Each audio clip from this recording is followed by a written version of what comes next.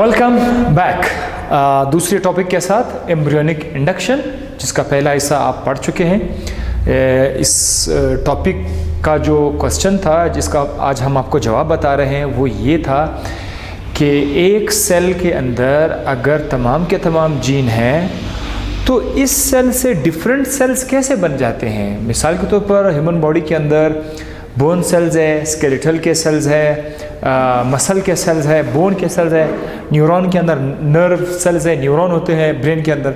तो ये different cell कैसे बन जाते हैं उसका एक जवाब आपको ऑलरेडी मैंने दे दिया था पिछले लेक्चर में, साइटोप्लाज्मिक सेग्रीगेशन के नाम से, मॉर्फोलॉजिक डिटर्मिनेंट के नाम से। उसमें एक दूसरा जवाब भी था, interaction of the cells with neighbours या एम्ब्रियोनिक इंडक्शन।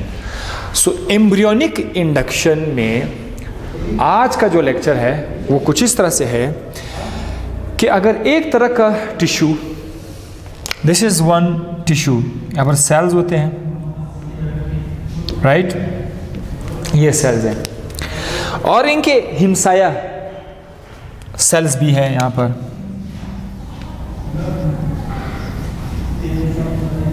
ये एक ही बॉडी के अंदर है। ये वाले जो टिश्यू है, लेट्स सपोज ये रेड कलर के जो सेल्स हैं, इनके अंदर डेवलपमेंट उस वक्त तक स्टार्ट नहीं होती जब तक इस टिश्यू से इसको कोई सिग्नल ना मिले। यानी इन सेल्स के अंदर डेवलपमेंट लाने के लिए इन्होंने फ्यूचर में डेवलप होना है। डेवलपमेंट लाने के लिए इनका इन सेल्स के साथ इंटरेक्ट करना लाजमी है। अगर आपने ये वाले सेल्स, अच्छा ये डिफरेंट सेल्स है, ठीक है, ये डिफरेंट सेल्स है, मैंने कलर चेंज किया हुआ है, ये डिफरेंट सेल्स है। अगर ये डिफरेंट सेल्स मौजूद थे तो ये वाले सेल्स डेवलपमेंट करेंगे और अगर ये नहीं थे तो ये डेवलपमेंट नहीं करेंगे।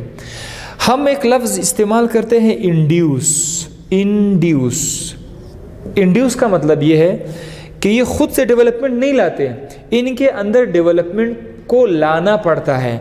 तो ये जो टिश्यूज़ हैं इनकी मदद से इनके अंदर डेवलपमेंट स्टार्ट हुई, हम कहते हैं इधर डेवलपमेंट इंड्यूस्ड हुआ।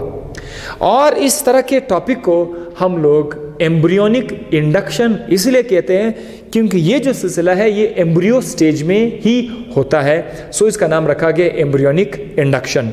ये तो जस्ट एक डेफिनेशन था कि एक सेल या टिश्यू की जो एबिलिटी है, एक सेल या टिश्यू की जो एबिलिटी है कि वो दूसरे टिश्यू में डेवलपमेंट को स्टार्ट करे, इस प्रोसेस का नाम है इंडक्शन। तो ये तो डेफिनेशन हुआ।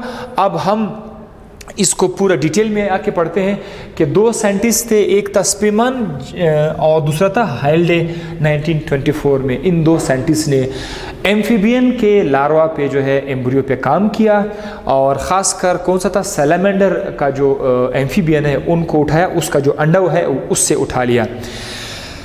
अब यहाँ पर ये एक डायग्राम है उस अंडे का, जाइगोट का, जो बाद में थोड़ा सा प्रोग्रेस कर लेते हैं। उसके अंदर 3 लेयर्स आ जाते हैं, एक्टोडर्म, मीजोडर्म, एंडोडर्म। आपसे अगर मैं पूछूंगा कि ये जब 3 लेयर्स आ जाते हैं तो इसका इस स्टेज का क्या नाम है डेवलपमेंट में, जब 3 लेयर्स आते हैं तो ज़ाहिर स्टूडेंट सही कहेंगे कि ये कौन सा स्टेज है, गैस्ट्रोला। ठीक है, गैस्ट्रोला का जो है ये स्टेज है।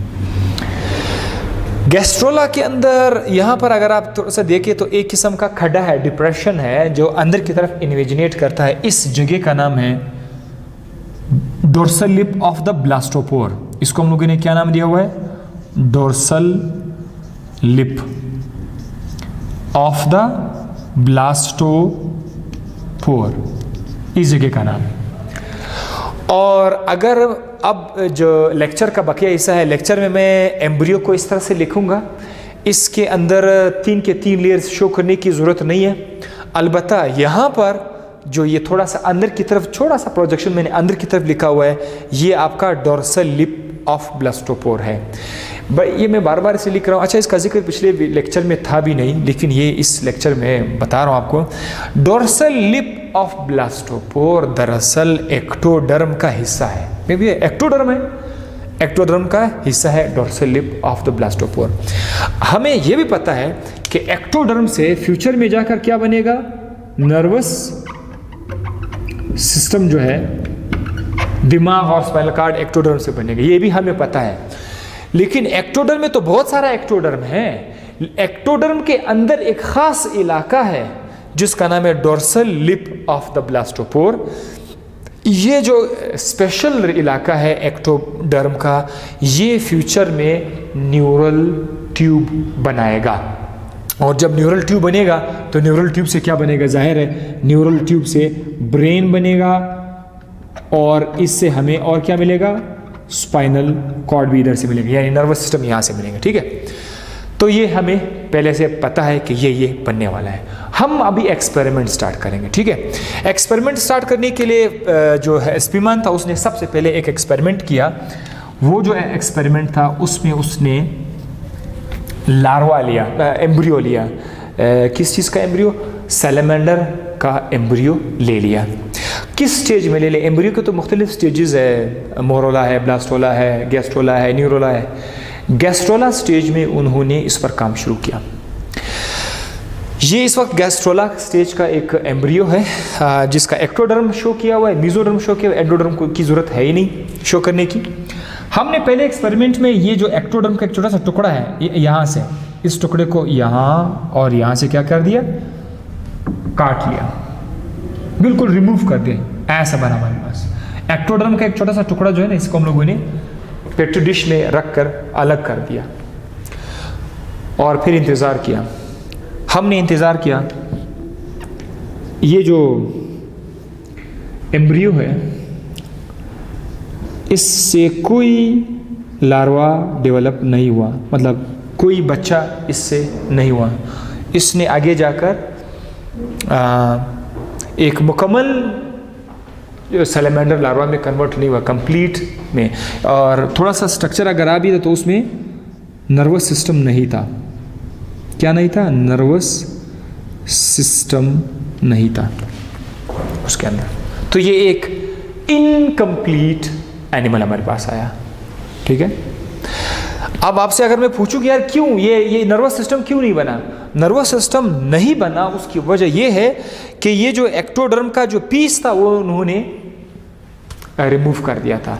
तो इससे साइंटिस्ट को अंदाज़ा हो गया कि भाई नर्वस सिस्टम के लिए एक्टोडर्म का सही सलामत लाजमी है। अगर सारा का सारा एक्टोडर्म सही सलामत है तो नर्वस सिस्टम बन जाएगा। और उन्होंने ये भी सोचा कि शायद एक्टोडर्म के टुकड़े को हटाने से शायद उन्होंने मॉर्फोलॉजिक डिटरमाइनेंट, जो आप पिछले लेक्चर में पढ़ चुके थे, मॉर्फोलॉजिक डिटरमाइनेंट उन्होंने यहाँ से रिमूव किए थे, इसीलिए उन्होंने डेवलप नहीं किया। मैं बार बार पिछला लेक्चर का बोल रहा हूँ। अगर आप लोग पिछले लेक्चर में जाना चाहेंगे तो उस लेक्चर का नाम था मैकेनिज्म ऑफ डेवलपमेंट, वहाँ पर आपको ये मॉर्फोलॉजिक डिटरमाइनेंट मिल सकते हैं। ये था साइंटिस्ट का रीज़न कि चूंकि इस एक्टोडर्म को रिमूव करने से हमने मॉर्फोलॉजिक डिटरमाइनेंट को रिमूव किया, इसीलिए उसकी वजह से नर्वस सिस्टम इंड्यूस नहीं हुआ, नर्वस सिस्टम नहीं बना। अब उन्होंने क्या किया? उन्होंने एक और तजर्बा किया, एक और एक्सपेरिमेंट किया। This is called the second experiment. Second experiment में उन्होंने क्या किया? सेकंड एक्सपेरिमेंट में उन्होंने फिर से वही गैस्ट्रोला स्टेज पे ले लिया, लार्वा एम्ब्रियो लिया, सॉरी। इस बार उन्होंने क्या किया? इस बार उन्होंने एक्टोडर्म को यहाँ से काट के जस्ट फोल्ड किया। एक्टोडर्म को जस्ट फोल्ड किया, यहाँ पर क्या नजर आएगा? मेसोडर्म नजर आएगा। तो ये हम लोगों ने क्या किया? एक्टोडर्म को हमने सिर्फ और सिर्फ फोल्ड किया हुआ है, मुकम्मल तौर पर काट के रिमूव नहीं किया। तो नीचे क्या नजर आया? मेसोडर्म नजर आया। हमने आकर ये जो मेसोडर्म है, इस बार हमने मेसोडर्म को क्या कर दिया? काट के फेंक दिया, मेसोडर्म को फेंक दिया। और ये जो एक्टोडर्म है इसको वापस इसके ऊपर रखा, वापस रखा। इस बार सारा का सारा एक्टोडर्म सही सलामत है। हमने फिर इंतजार किया, इंतजार करने के बाद रिजल्ट नो नर्वस सिस्टम। अब क्या मसला है भाई? अब क्यों नर्वस सिस्टम नहीं बना? अब तो एक्टोडर्म सारा का सारा सही सलामत है। तो अगर आप साइंटिस्ट होते तो आप क्या बोलते हैं?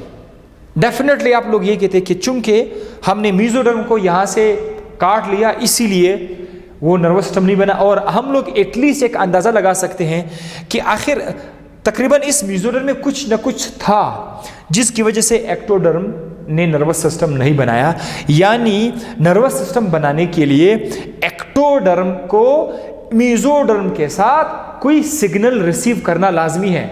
मेसोडर्म पूरा का पूरा सही सलामत होगा, मेसोडर्म से कोई ना कोई सिग्नल जाएगा एक्टोडर्म में, तब एक्टोडर्म जाके नर्वस सिस्टम बनाएगा। अब हमें पता चला कि नर्वस सिस्टम के लिए एक्टोडर्म के साथ साथ मेसोडर्म का सही सलामत होना भी लाजमी है। इतना हमें दूसरे तजर्बे से पता चला। इस बात को साबित करने के लिए कि क्या मेसोडर्म का वाकई इतना बड़ा किरदार है, क्या ये वाकई में नर्वस सिस्टम के साथ रिलेटेड है, हमने एक और एक्सपेरिमेंट किया, आखिरी एक्सपेरिमेंट किया, थर्ड एक्सपेरिमेंट। इसमें हम लोगों ने क्या किया, इसमें हम लोगों ने पहले से मौजूद इस बार हमने दो एम्ब्रियोज इस्तेमाल किए इस एक्सपेरिमेंट में। एक एम्ब्रियो से हम लोगों ने काट लिया, रिमूव कर दिया। क्या रिमूव कर दिया? Dorsal lip of the blastopore. ये आपको पहले से मैंने बताया था, ये कौन सा जगह है, ये dorsal lip of the blastopore है। इसको हम लोगों ने यहां से क्या कर दिया, काट दिया, टोटली इस इलाके को काट दिया, रिमूव कर दिया, और इसको कहां पे डाला, यहां पर। ये दूसरा एम्ब्रियो है। इधर हम लोगों ने क्या किया, थोड़ा मैं कलर चेंज करता हूं ताकि आपको पता चले कि यहां पर हम लोगों ने क्या किया,